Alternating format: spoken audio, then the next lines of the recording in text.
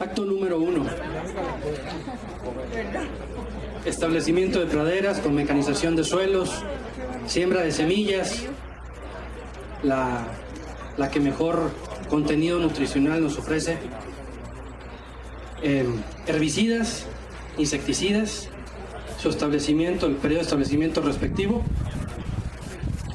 luego un pastoreo ligero para no dañarla.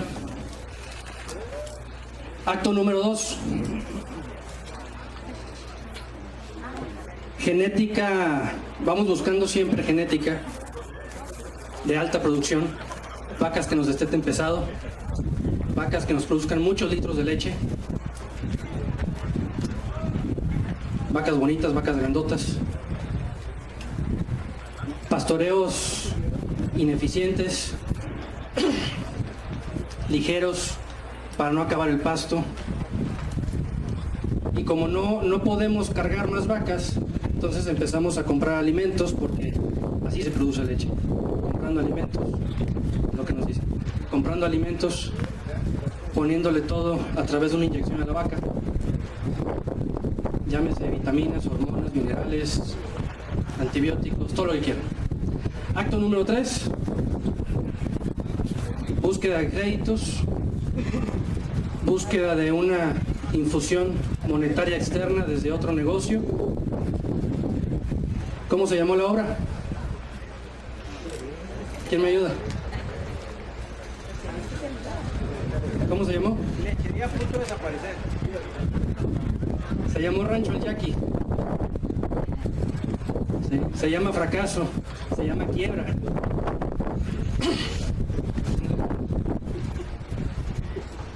Todo empieza... ¿verdad? Quiero empezar por esto, nada más para sentar una base, que todos estemos en el mismo canal, ¿sí? El negocio de la ganadería, sea de carne, sea de leche, sea lo que sea, es un negocio solar. Se trata de conversión de energía solar en algo que podamos vender. Los únicos que hasta ahorita cobran la energía solar son los españoles. Si tú pones un panel te empiezan a cobrar. Pero mientras no se les ocurra a nuestros flamantes legisladores, pues no vamos a tener ningún problema y tenemos esa energía solar gratis, todos los días, para todos, ¿sí? Y convertimos esto ¿en qué? En eso, en algo que podamos vender, en un alimento. En la mayoría de los casos hay quienes producen lana, ¿sí? Hay quienes producen, al final de cuentas, pie de cría, pero es lo mismo, nos centramos en estos dos productos. Obviamente, entre el sol y esto, hay un montón de... Bueno, y eso también. Hay un montón de detallitos, ¿sí?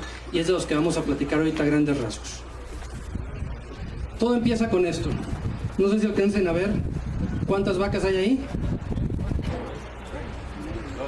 Hay 3. Una acá, otra acá y otra. Ya la perdí. Por aquí hay otra, ¿sí? ¿Cuántas hectáreas les gustan que hayan ahí? Fíjale. 4, 5 hectáreas, exactamente. ¿Ustedes creen que esas vacas están produciendo leche?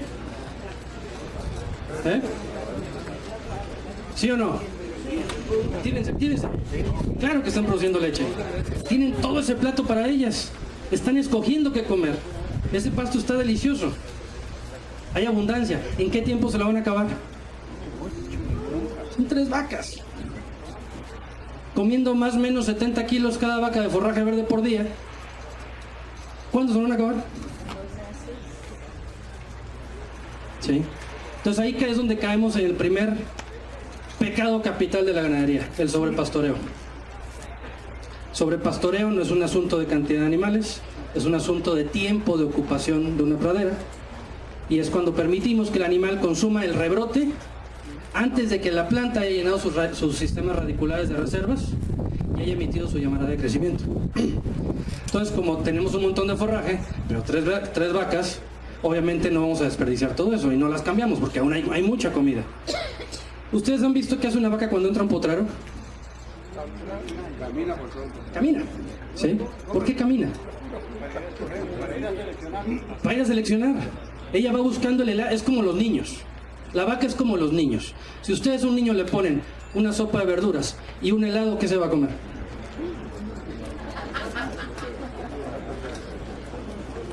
¿Sí? Yo conozco nada más una niña que a media tarde le da hambre y pide unos deditos de zanahoria. Una nada más. El resto piden galletas, piden helado, pide otra cosa, ¿no?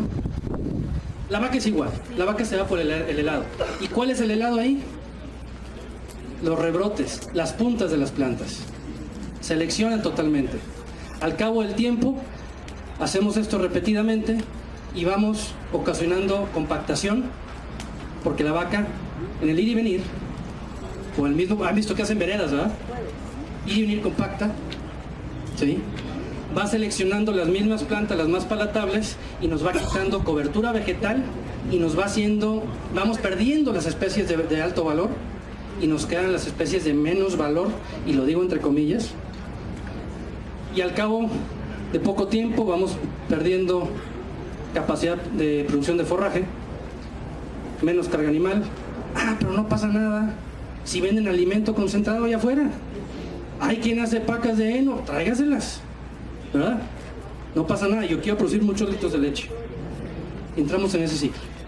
El siguiente paso, no es la misma finca, pero es el siguiente paso, tengo que ser exagerado para que se entienda bien, llegue profundo el mensaje. El siguiente paso es eso. Cuando el suelo te empieza a tener una compactación superficial, ¿sí? A mí no importa si me llueven 4.000 milímetros al año, si mi suelo solo infiltra 500, ¿sí? ¿Qué va a pasar con los otros 3.500? Se quedan encima, por los niveles se juntan, y ¿han visto qué pasa cuando el agua se junta? Agarra fuerza. ¿Y han visto qué pasa cuando agarra fuerza? Arrastra. Tiene una capacidad de arrastre brutal, ¿sí? Y eso es lo que empieza a pasar por la compactación superficial. No estoy hablando aquí de mecanización ni nada, ¿eh? No hay pisos de arado, nada. Es la compactación superficial que genera el ganado a través del sobrepastoreo. Y después de esto, agárrense. Eso es en Chihuahua, en México, en el norte de México. Esta es la primera raíz. Aquí había suelo. Yo nunca he visto una rama que salga y se vaya para abajo a hacerse raíz. No, eso no sucede. Las ramas van para arriba o para los lados, no para abajo. ¿Sí? ¿Se imaginan la cantidad de suelo? Esto era un valle. Lástima que no tomaron la foto de más arriba para ver la extensión de ese valle que se perdió, que arrastró, ¿sí? Y es a final de cuentas por un sobrepastoreo.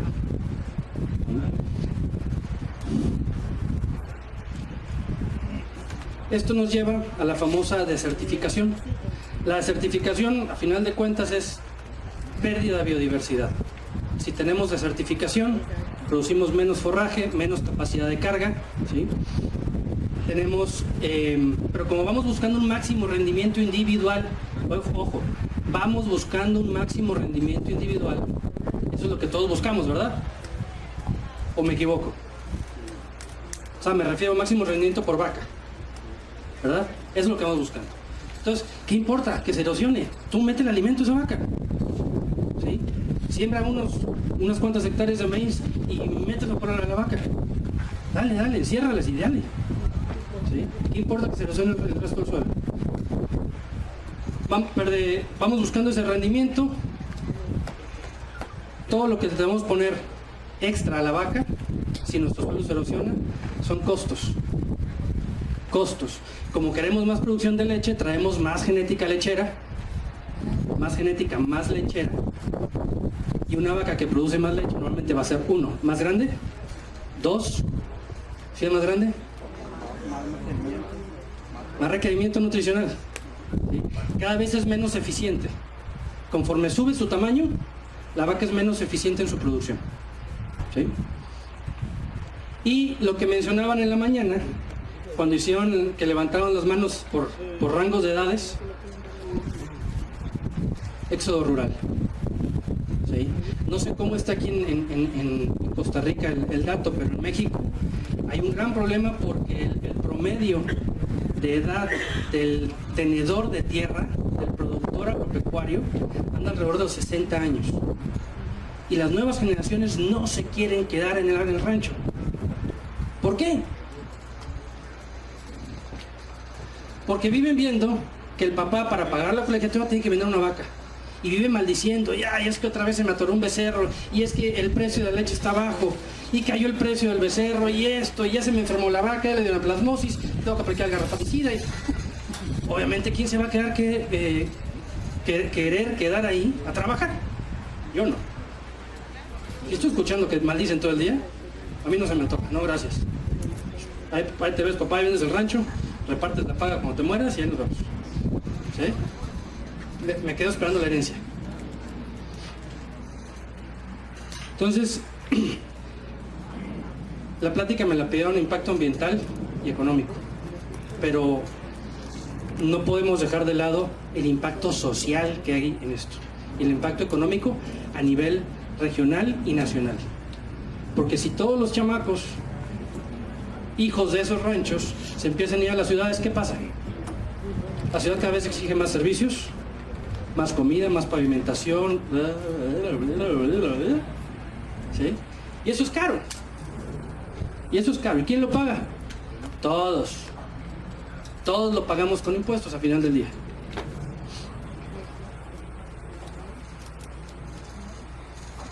Esta es una definición que de un amigo, Aldo Díaz, de Chihuahua también, que dice: la desertificación de nuestros campos es la obra maestra de nuestra inteligencia. ¿Cómo hemos desertificado? A través de la mecanización, a través de la aplicación de todos los SIDAs, todos los agrovenenos, a través del sobrepastoreo, porque siempre vamos buscando, vaya, como dijo Bill Mollison, el padre de la permacultura, el problema del sistema alimentario actual es que no está enfocado en la producción de comida, está enfocado en la producción de dinero. Y obviamente, si yo quiero producir dinero, tengo tierra, ¿qué me importa cómo sea la calidad de lo que produce? ¿Y qué me importa lo que me llevo entre las patas mientras lo hago? La propuesta entonces, al final del día, es imitar a la naturaleza. ¿Sí? La vaca no tiene 50 años que la inventamos. Hay herbívoros de...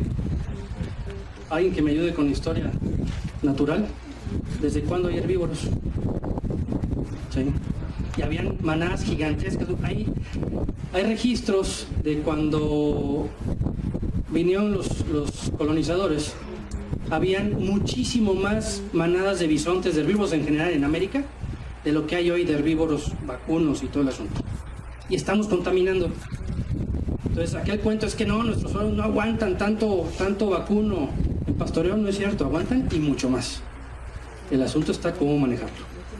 ¿Sí? Entonces, la propuesta es imitar a la naturaleza. Miren todo eso, esa cantidad de ñus. ¿Quién le aplica herbicidas a esas praderas? ¿Quién le aplica fertilizantes a esas praderas? ¿Quién cultiva esas praderas? Si hay alguien que lo hace. Ellos mismos. Ellos hacen todo eso. ¿Cuál es el primer paso para empezar a imitar a la naturaleza? Y aquí ya vamos a empezar a hablar de rentabilidad, de empresarialidad. ¿Cuál es el primer paso? ¿Quién me ayuda? ¿Quién se avienta? Vamos, despierten. Les dio el mal del puerco, ¿verdad? Comen y les da sueño. ¿Mande? Proteger el suelo es como tercero o cuarto. ¿Quién uno más antes? ¿Mande?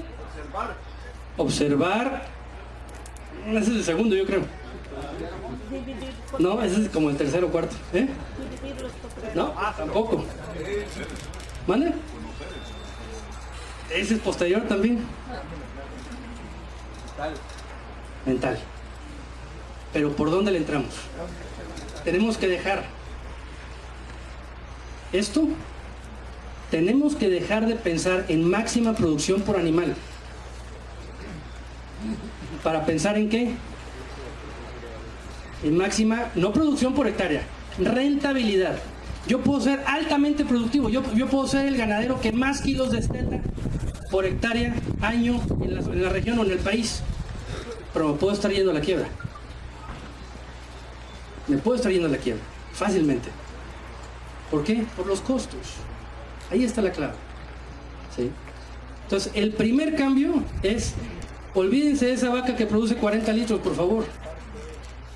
¿Sí? Porque eso nos lleva a una serie de vicios para alcanzar esos 40 litros. ¿Sí?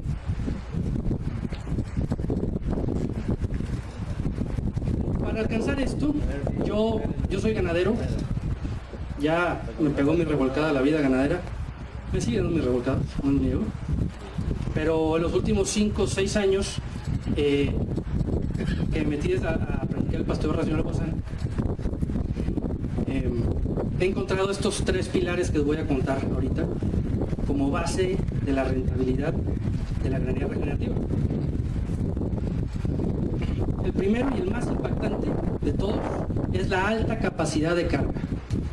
¿Qué es una alta capacidad de carga? No es tener 3, 4, 5, 6, 10 vacas por hectárea, no. ¿Sí? Es simplemente producir lo máximo que mi suelo y mi ecosistema, mi oferta ambiental me permite, y cosecharlo.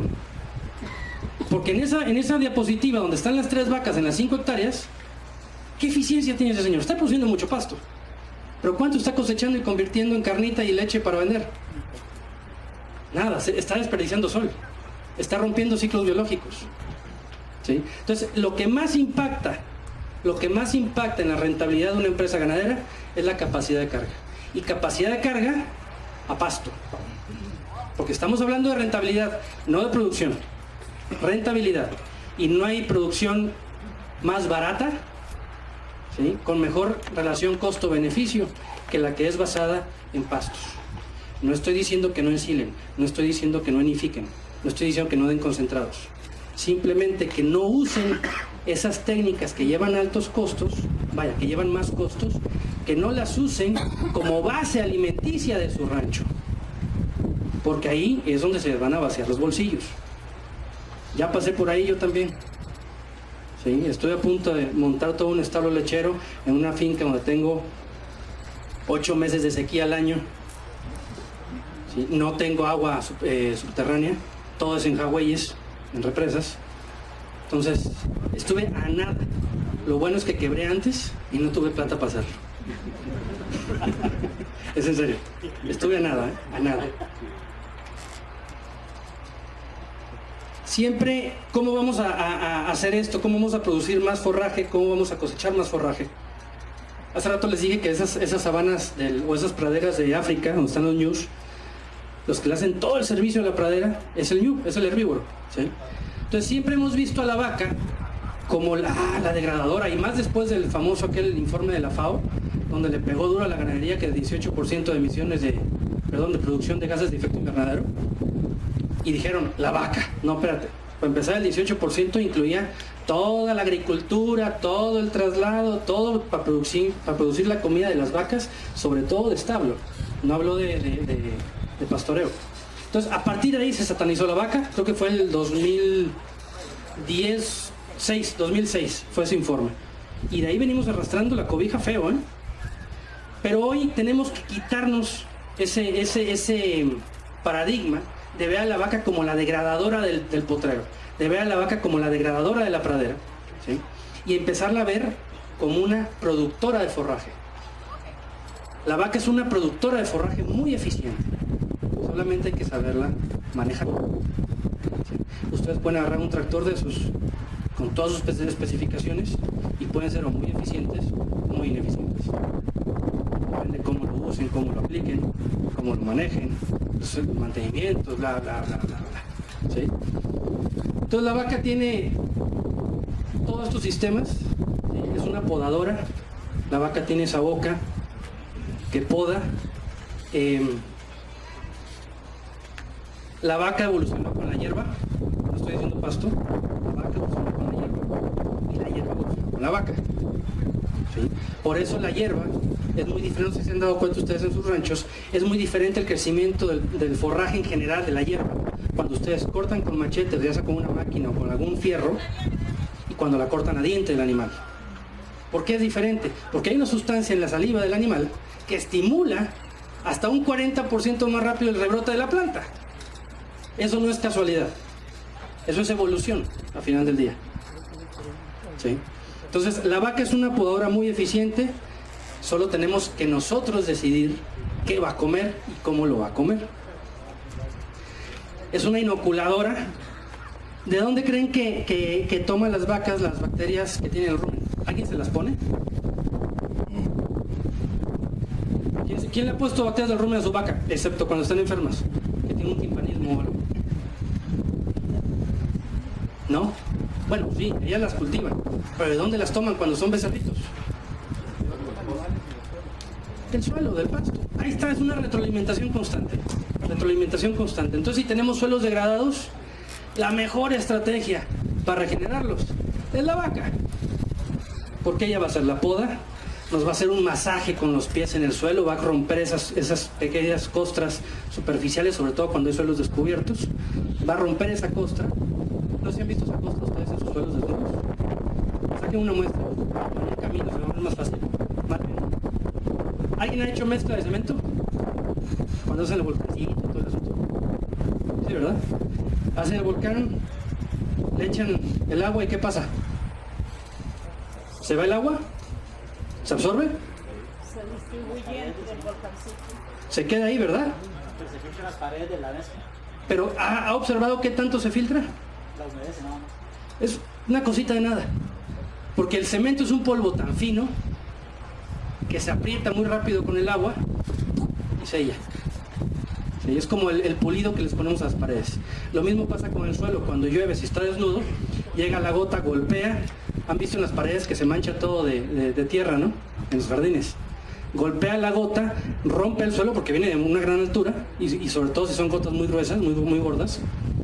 Rompe la estructura del suelo, la partícula del suelo. La más grande vuela un cachito, se levanta poquito y cae aquí nada más. La mediana vuela otro poquito y ¡pum!, cae después. Y la más chica vuela más alto y cae de último. ¿Quién queda hasta arriba? La más fina. Entonces se hace un sello en el suelo y no hay infiltración. No tenemos infiltración, aunque nos caigan 4.000 milímetros de agua, nuestras plantas van a estar sedientas.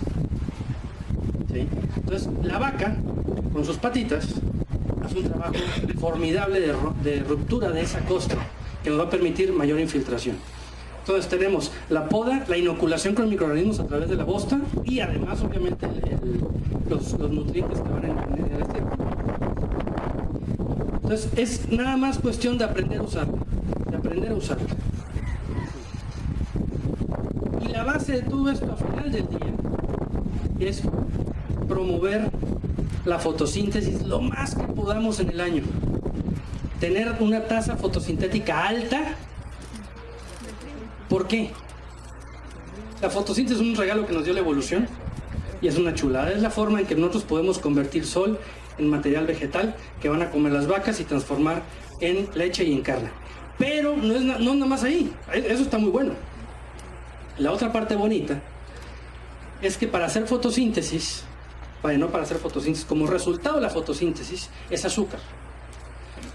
Y la planta usa ese azúcar para producción de proteínas y bla, bla, bla, todo el asunto, tejido vegetal con otros minerales que suben las raíces. Pero ella usa ese azúcar, esa glucosa, como moneda de cambio con los microorganismos del suelo, con bacterias y con hongos. De las micorrizas que nos va a hablar el doctor Ramón, ¿sí? Las plantas usan esa glucosa como moneda de cambio para obtener más agua, para extender, porque se asocia con las micorrizas y extienden sus sistemas radiculares. En realidad no es la planta la que llega hasta abajo, son las micorrizas las que se extienden y cubren más área de suelo, donde están absorbiendo nutrientes y agua. Entonces, si nosotros promovemos la fotosíntesis en nuestras fincas, vamos a mejorar primero el ciclo del agua. Gran parte del problema del calentamiento global es un desbalance hídrico, ¿sí? Normalmente no mencionan mucho el vapor de agua, se van más sobre el metano y sobre el dióxido de carbono, pero el vapor de agua calienta de una manera brutal. Y hay un desbalance, tenemos mucha más agua ahorita en la atmósfera que en los suelos. ¿Sí? Si tenemos más agua en la atmósfera, caliente, suelos desnudos, suelos que no infiltran, ¿cómo se llamó la historia? Calentamiento global, desertificación. No sé hasta dónde vamos a llegar nosotros, a qué cantidades, pero no se ve un panorama muy bonito. Entonces, con la fotosíntesis logramos infiltrar más agua, tener más agua en los suelos, que se va a evaporar al final del día, pero va a pasar por las plantas. Si pasa esa agua por las plantas, ¿qué pasa? Produce más forraje. Si produce más forraje, más vacas. Si tenemos más vacas, más estiércol. Ya nos vamos, ¿no? Y entramos en ese círculo virtuoso de producir más y más y más. Y conforme mejoramos el ciclo del agua, mejoramos el ciclo de carbono, porque todo es azúcar, más o menos la mitad de la molécula de azúcar es carbono. Carbono que se lo comen las bacterias y los hongos, y pasa ya a ser un carbono orgánico, que cuando esas bacterias y hongos se mueren, queda ahí abajo, ¿sí? De una forma, en una molécula muy estable. Digo, hay una serie de pasos que no tiene caso de tomar ahorita, pero queda en una forma de carbono muy estable y abajo, protegido en el suelo, donde va a alimentar a nuestras plantas, donde va a retener agua. Por cada 1%, tomen este dato, por cada 1% de materia orgánica que incrementamos por hectárea, retenemos 250,000 litros de agua, o sea, 25 milímetros de lluvia. Por cada 1% de incremento en materia orgánica. ¿Qué significa eso? En climas como acá, que es seco, significa que vamos a tener rebrote nutricional para nuestras vacas metidos en la temporada seca. Después de la última lluvia, vamos a tener más rebrotes verdes. Si tenemos más forraje verde, ¿qué pasa? Chile.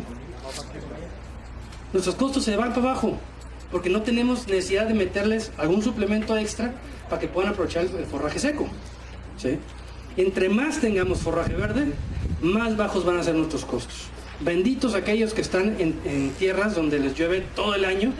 Claro, sus temporadas críticas son diferentes, ya hay problemas de inundaciones, de saturación y otro asunto, pero tienen mucho más oportunidad de reducir más costos.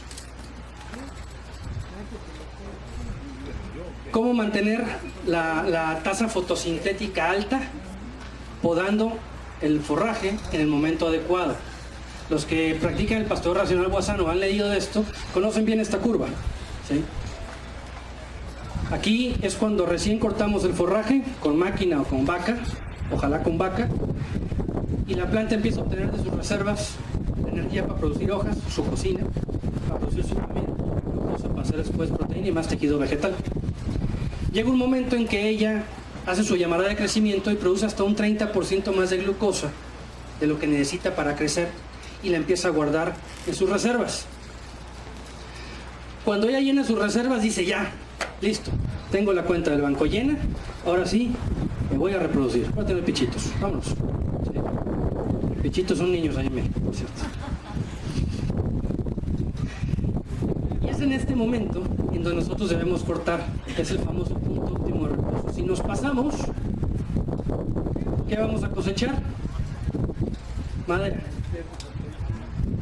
¿Sí? Y si cosechamos madera, nuestros costos van para arriba porque nuestros rendimientos van para abajo y nuestra rentabilidad, adiós. Si cosechamos acá, ¿qué pasa? Cosechamos menos fibra, más nitrógeno, tasa de pasaje rápida, nuestras vacas pierden condición corporal, perdemos producción de pasto porque para el siguiente rebrote va a ser más lento y menor cantidad, entonces perdemos capacidad de carga. ¿Y cuál es el factor que más impacta en la rentabilidad de una empresa ganadera? La capacidad de carga. ¿Sí? Entonces tenemos que buscar siempre, no se va a dar todas las veces porque hay estrategias para guardar forraje y todo el asunto para temporadas críticas, pero ojalá estar cortando siempre en el punto óptimo de reposo. Ay, no se ve. ¿Sí lo ven bien ahí? Bueno, así se ve. Ese es en mi rancho, en Chiapas. Ahí más o menos el potrero llega como por acá. Bueno, Ahí hay más o menos una densidad de 250 vacas por hectárea. También en mi rancho hay una densidad de 1000 vacas por hectárea. Densidad de pastoreo. ¿Sí? Es a través de la densidad que nosotros vamos a romper la selectividad del ganado, vamos a consumir muy rápido, vamos a darle ese masaje al suelo, vamos a estercolar en muy poquito espacio y nos vamos a ir rápido. ¿Sí? Oh, es que la vaca compacta. Sí, compacta. Si la haces ir y venir, ir y venir, ir y venir, y si tu suelo está muerto. Si tiene pocas raíces y si no hay actividad biológica. Ahí sí se compacta. Pero hay estudios que en pastoreo racional, en 18 meses descompactaron un 75% un suelo. Sin uso de ningún fierro. Sin uso de un solo litro de diésel. ¿Sí? Eso es cosecha. Eso es cosecha, lo que mencionaba antes Oscar y Maribel, en las fotos que estuvieron pasando al principio se ven muy bien tanto las jersey como los ovinos, creo que estaban en las fotos, se ve muy bien la cosecha. ¿De qué me sirve? ¿Está aquí el señor que tiene el forraje peletizado? ¿Le levanta la mano? ¿No está por acá? No, está allá. Está allá. Bueno, imagínense, ¿ustedes creen que él puede ser rentable si solo vende el 20% de todo lo que produce? Bueno, el 40% pues. Que vende el 40% de todo lo que produce. ¿Creen que puede ser rentable y sobrevivir? No. Entonces, ¿por qué producimos? ¿Por qué estamos cosechando 20, 30, 40 kilos de pasto de cada 100 que producimos? No vamos a sobrevivir. No vamos a sobrevivir en ese negocio ganadero. Entonces hay que cosecharlo todo. Este es en Chihuahua, 1000 vacas por hectárea. Era un lote bien grande, evidentemente. Ahí fue el día que estaban empezando a hacer el pastoreo no selectivo. En Chihuahua también creo que tiene una densidad, creo que de 2000 o 3000 vacas por hectárea. Obviamente muchos movimientos al día. Epa. Ese es de Maribel. Es aquí. Es en los chiles, ¿verdad? ¿Dónde está Maribel y Oscar? Ahí están. En los chiles, ¿no? Y esta es también acá en San Carlos. Esta es la finca de Alonso Moreno. Él tuvo un caso muy interesante porque tuvo un temporal y tenía una lámina de 10 centímetros de agua en sus potreros. Imagínense la mezcla de agua, suelos arcillosos y ganado. Está como para sembrar arroz después, ¿no? Bien selladito. Se le prendió el coco. Dijo, no, yo necesito pasar ahí muy rápido. ¿Qué hizo? Subió su densidad de pastoreo a 1500 vacas por hectárea. Las vacas no caminan, ¿sí? Porque tienen la competencia de la otra, ¿sí? Si no como lo que tengo enfrente, o me lo comen, la otra, o lo cagan.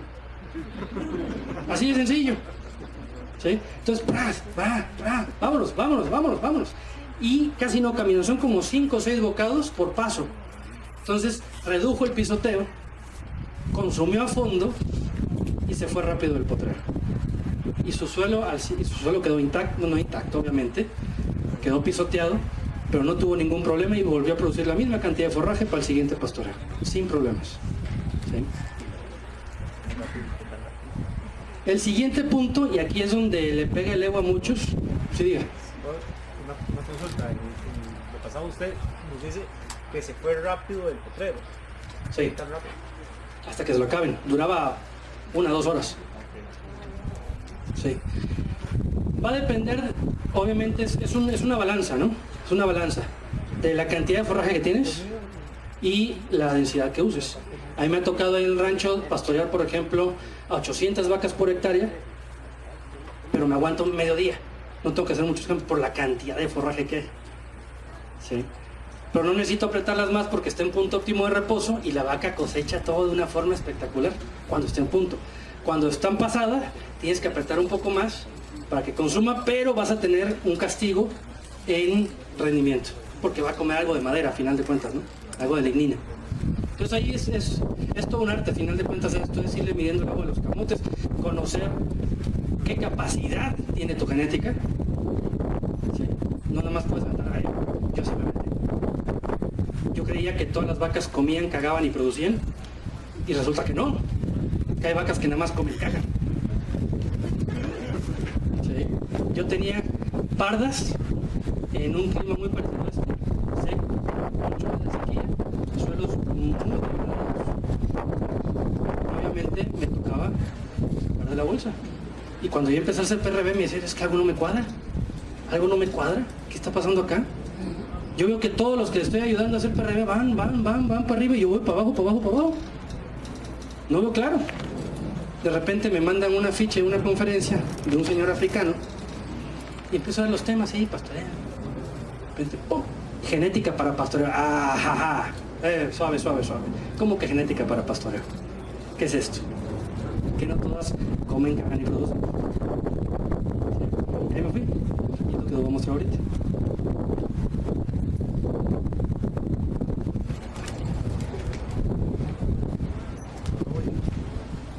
El segundo eje es la genética adaptada y trata también de imitar a la naturaleza. ¿Sí? Ahorita les voy a enseñar unas fotos que es más, les voy a dejar tarea para acabar pronto. Ahorita van a ver por qué. En la naturaleza vemos esto. ¿Hay médicos veterinarios aquí, supongo? ¿Nadie?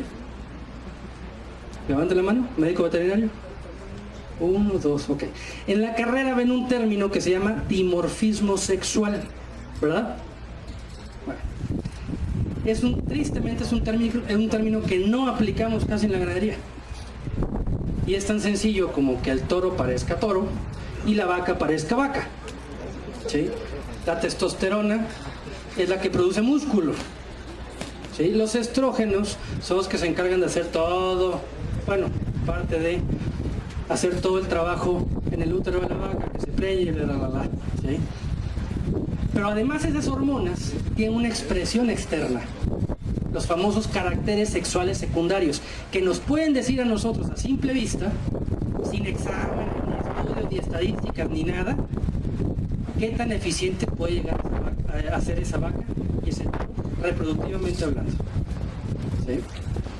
Entonces entramos al concepto de vacas adaptadas y funcionales. Yo puedo tener una vaca perfectamente adaptada, yo puedo tener una vaca cebuina, una brahman, hablemos en estas condiciones, perfectamente adaptada a garrapata, anaplasmosis, a piroplasmosis, a clima seco, a pastos malos, a todo lo que queramos. ¿Sí? Pero si no tiene una anatomía funcional, si no tiene un balance hormonal, no va a producir un solo quinto, no va a producir un solo becerro. Claro. ¿Y qué problema tiene eso? Si tengo hormonas, ¡pah! Le pico y la preño y ya. ¿Cuál es el problema, verdad? Los costos son el problema. No quieren una vaca. Mi sueño, la verdad yo soy muy flojo. ¿Sí? Yo soy bien flojo, váyame sincero, soy muy flojo. Yo quiero llegar a tener una vaca que nada más le falte abrir y cerrar la tranca del potrero. ¿Sí? Que haga todo el trabajo ella. Y sí se puede. ¿Por qué? Porque estos lo hacen. Ellos lo hacen, nadie los ayuda. ¿Sí? Hacen pastoreo no selectivo, alta densidad, nadie los desparasita, nadie les da minerales. ¿Sí? Su genética se ha adaptado a los recursos que tienen. Y eso es lo que tenemos que buscar. La adaptación tiene 4 ejes. La adaptación climática, la adaptación nutricional y la adaptación parasitaria y la voracidad. Porque puedo tener una vaca totalmente adaptada a los primeros, pero si es una vaca que no le aflige la vida, que no le preocupa comer, pues ¿qué va a producir? Nada. No sé si les ha tocado ver en los concursos lecheros, es gracioso eso, que va la vaca campeona, ¿no? La favorita. Está la vaca favorita con una ubrota preciosa, con ventilador, la bañan a cada rato y todo el asunto. Y al lado, una vaca que no das ni 5 centavos por ella. ¿Sí? ¿Y esa, para qué? ¿Para qué le gastaste el flete? De traerla para acá y cuidar. Resulta que esa vaca que no das un quinto por ella, no produce tanta leche como la otra, pero es tragona. Entonces, a cada rato está levantando a comer. Y la otra, por copiarle, se levanta, come y produce un montón de leche. ¿Sí? Pero no todos los días es concurso lechero en el rancho, en la finca. Entonces necesitamos vacas voraces, vacas con mucho apetito.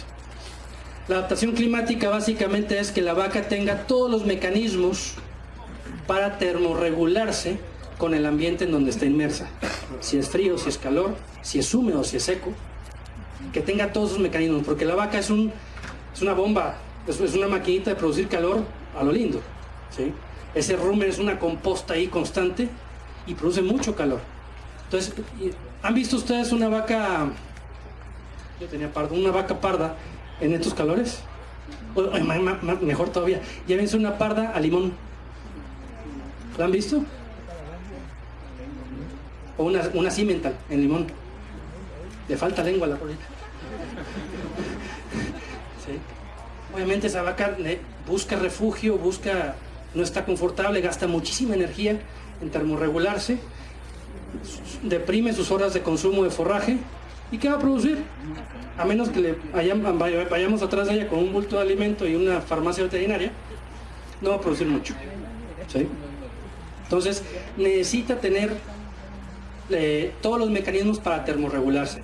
Llámenle piel muy gruesa, pelo corto, pliegues, o sea, mayor extensión, mayor superficie de piel para tener más contacto con el aire, tener más glándulas sudoríparas, en fin, hay muchos mecanismos, unas razas los tienen más que otras, y unos individuos los tienen más que otros, dentro de las mismas razas, ¿sí?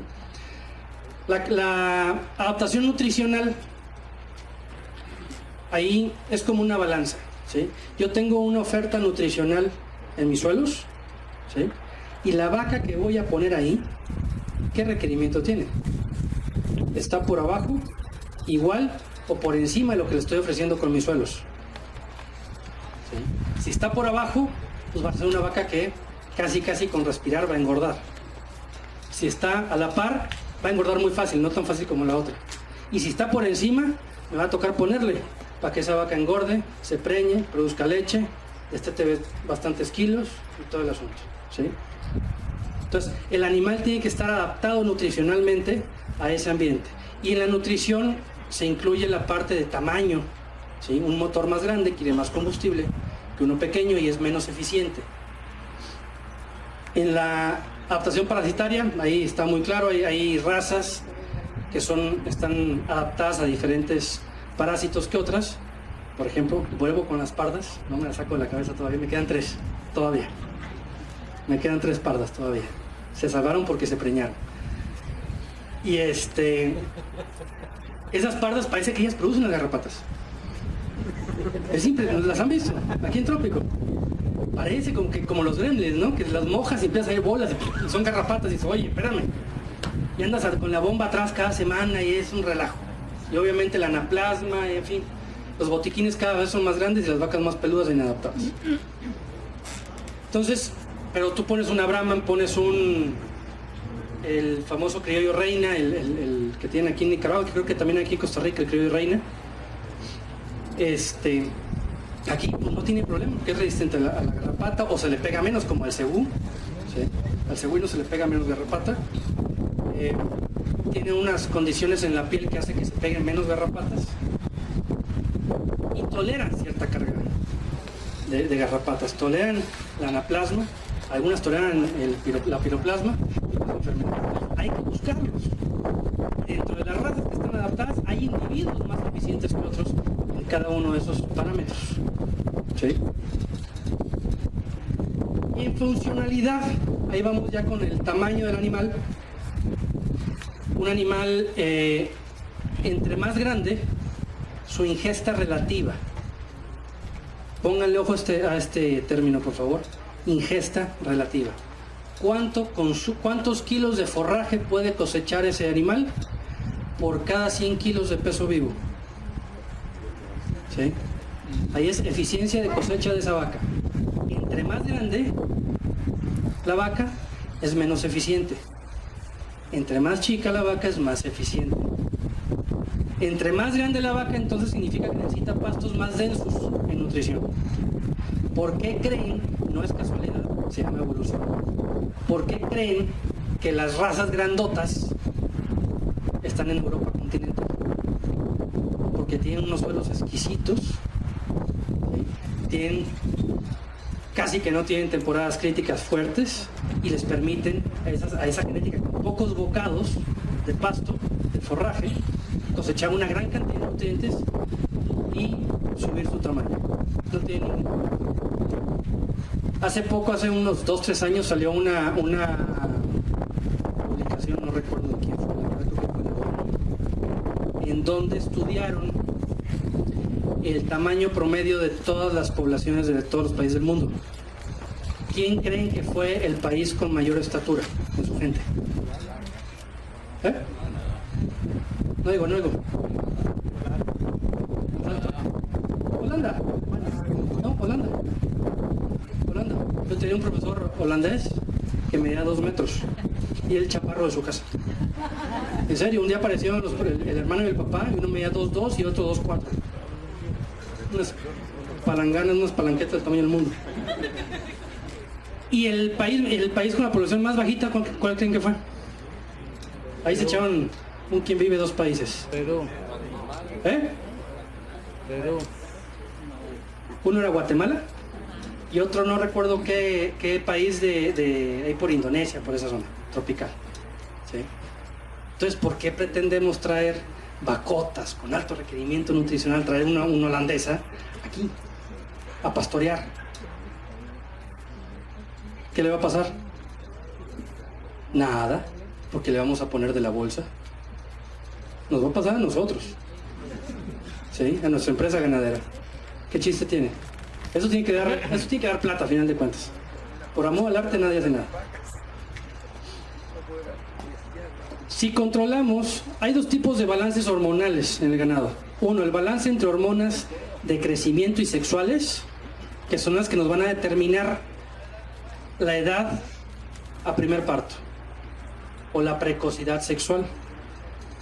Y el otro es el balance entre hormonas sexuales, entre testosterona y estrógenos. ¿Sí?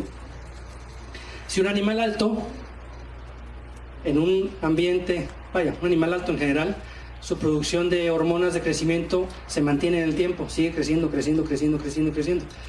Y cuando las hormonas de crecimiento empiezan a caer, a bajar su producción, las sexuales empiezan a subir, y cuando esas 2 curvas se cruzan es la pubertad.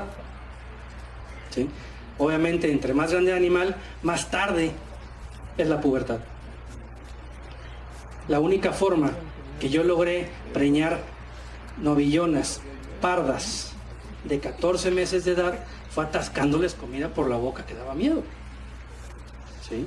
Simulando lo que ellas tenían, lo que esa raza tiene en Suiza, en los Alpes, con esos pastitos chiquitos, súper ricos, densos en nutrientes, con unos suelazos, con altísimos contenidos de materia orgánica, y los traigo a mis suelos todos pelados. Pues no, tocaba empujarle comida por la boca. ¿Sí? Hay un dicho que dice: para que la parda de leche gane peso y se preñe, hay que untarle en el lomo lo que sobra en el comedero. ¿Cuánto hay que echarle para que sobre en el comedero? ¿Se imaginan eso? ¿Sí? Entonces tenemos que buscar no estoy diciendo que busquen que tengan vacas de 1 metro, no. Simplemente que vayamos buscando el tamaño ideal para nuestros terrenos, para nuestra oferta ambiental y para nuestro objetivo productivo a final de cuentas. ¿Sí? Todo esto se resume a final del día en alta conversión forrajera. Si yo tengo una vaca que es muy eficiente, que está bien adaptada nutricionalmente, que no me tengo que meter nada extra por la boca o por jeringas, que soporta cierta carga parasitaria o que no se parasita, ¿sí? Que cosecha, tiene una alta ingesta relativa, termina siendo una vaca muy eficiente en su conversión. Y si es una vaca muy eficiente en su conversión, que no requiere ninguna muleta para ayudarle a producir, ¿qué pasa? Rentabilidad.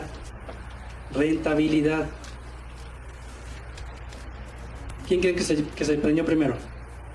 ¿Cuántos? 5, ok, muy rápido. ¿Quién cree que se preñó primero? La chiquita. ¿Por qué? Porque está chiquita y está gorda. ¿Qué se necesita para echar a andar todo el sistema hormonal? Grasa. En la grasa de reserva se produce leptina, y esa leptina es la que echa a andar todo el mecanismo. ¿Sí? Vaquillas de primer parto, parieron en la primera semana. ¿Quién creen que se preñó en ese empadre corto? Ojo que esto de aquí no es comedero, ¿eh? Es un pasillo de la manga de trabajo. ¿Quién creen que se preñó? La chaparrita. Y estoy seguro incluso que pesan lo mismo. ¿Sí? Balance hormonal. Las dos son vacas, ¿eh? Mande. La precocidad sexual, o sea que una vaca se preñe primero que otras, se puede tener como que tiene capacidad de parir en forma bien o que pueda tener problemas. No. Si nosotros hacemos una buena selección del toro, ¿sí?, bajo los mismos parámetros, no hay ningún problema. Ningún problema. Hay vaquitas que se preñan de 200, 220 kilos sin problema. Y paren sin problema, obviamente, ¿no? Eso es lo que se necesita.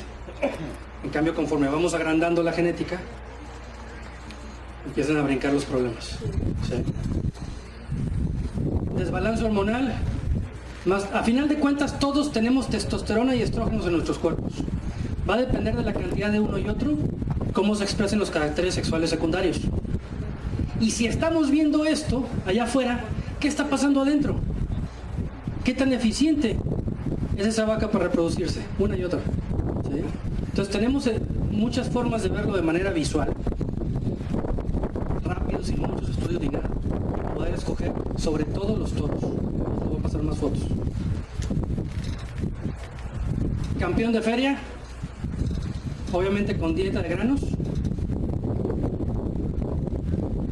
Este es toro de un señor en Chihuahua, seleccionado a punta de pasto, y básicamente selecciona por condición corporal. ¿Sí? ¿Cuál está más gordo? El negro. ¿Cuál lleva más costos? El de arriba. ¿Sí?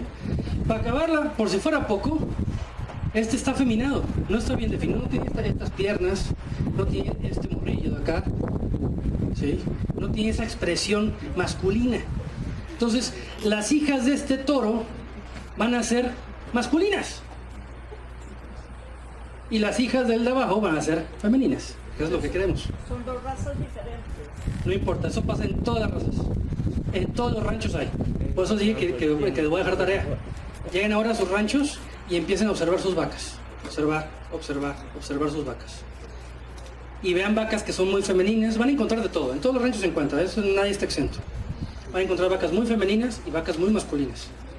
¿Sí? Y si no tienen memoria del récord productivo de la vaca, váyanse a los registros, si es que tienen registros. Pregunten al encargado, no sé. Busquen la información y van a ver que le va a pegar. Un toro blanco orejinegro, muy masculino, a pasto, trabajando con vacas. Miren esa belleza.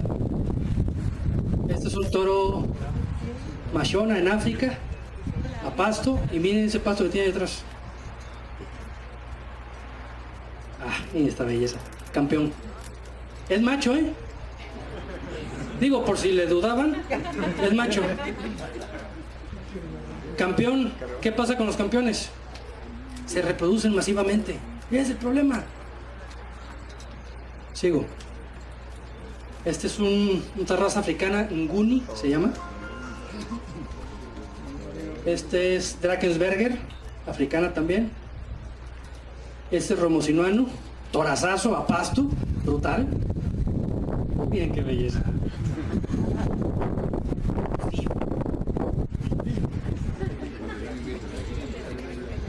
Si ya se dieron cuenta que es macho, ¿ah? Y también fue campeón. Vean el tamaño que tiene. Y pasaba poquito del año. Ve el tamaño que tiene, el largo. Resulta que cuando las hormonas de crecimiento empiezan a caer, los primeros huesos que dejan de crecer son los huesos largos. Mandíbulas, piernas, columna. Por eso los animales largos y bajitos. ¿Saben identificar ustedes un becerro desnutrido? Son aquellos, aparte del pelo y toda la condición corporal, son animales cortitos, bajitos, bueno, más que nada patones, muy zancudos y cabezones, porque la mandíbula le sigue creciendo, es lo primero que crece antes de detenerse todo. ¿sí? Puede estar, por ejemplo, los niños, los muchachos, cuando están entrando a la pubertad, de repente les crece la cabezota, ¿no? Luego los brazotes, ¿no? Ahí está puberto, ¿no? ¿Sí? Y luego empieza a estirar y luego empieza a echar músculo, ¿verdad? ¿Sí? Ya está maduro, ya es un hombre. ¿Sí? Lo mismo con el ganado. Cuando vemos que va, es que sigue creciendo, no ha madurado. Imagínense lo que va a llegar a esa cosa. Además del desbalance hormonal.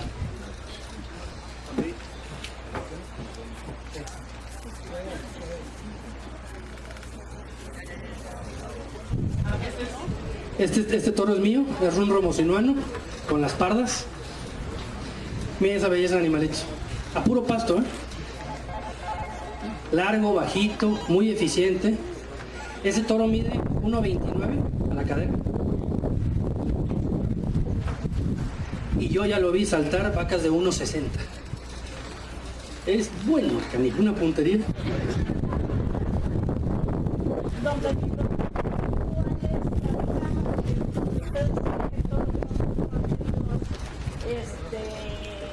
muy patón, era campeón. Ok, sí. ¿Por qué nos hemos ido sobre ese vicio? Sí, muy buena pregunta. ¿Por qué nos hemos ido sobre ese vicio, y le llamo vicio porque termina siendo, de irnos por genética cada vez más alta? Porque sí producen más kilos de carne, a final de cuentas, y más kilos de leche. Pero nos bajan la capacidad de carga, ¿sí?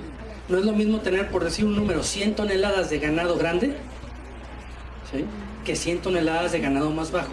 El ganado más bajo va a producir mucho más kilos de leche que el ganado grande, en total. Y se va a preñar más fácil, va a ser más barato. Y de carne a menor ¿También? tiempo. Exactamente. ¿A qué edad están preñando ustedes sus novillonas? A pasto. No, edad. Edad. Yo quiero edad. ¿Mande? Hay un señor que... 16 meses, felicidades. ¿Quién más? Una factura de una sal. No estoy... ustedes son casos, estoy muy seguro que muy... Está aquí que ahí pregunta... Y no solo a pasto, ¿sí? Pero son casos muy raros, ¿sí? Tiene una factura de la sal.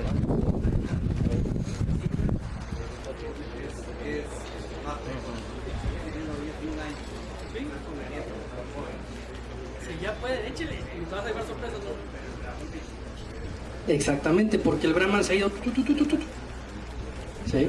El Simbra ahí puede haber algunas cosas, pero tal vez te ha tocado una muy buena selección, por eso. Pero de ahí nos hemos ido por la, de nuevo, máxima producción individual. Tenemos que cambiar ese chip a rendimiento por hectárea. Perdón, rentabilidad por hectárea. Voy terminando rápido. El último tema son bajar costos. Y la forma más dramática de bajar costos en una finca es sincronizarse con la naturaleza. ¿Sí?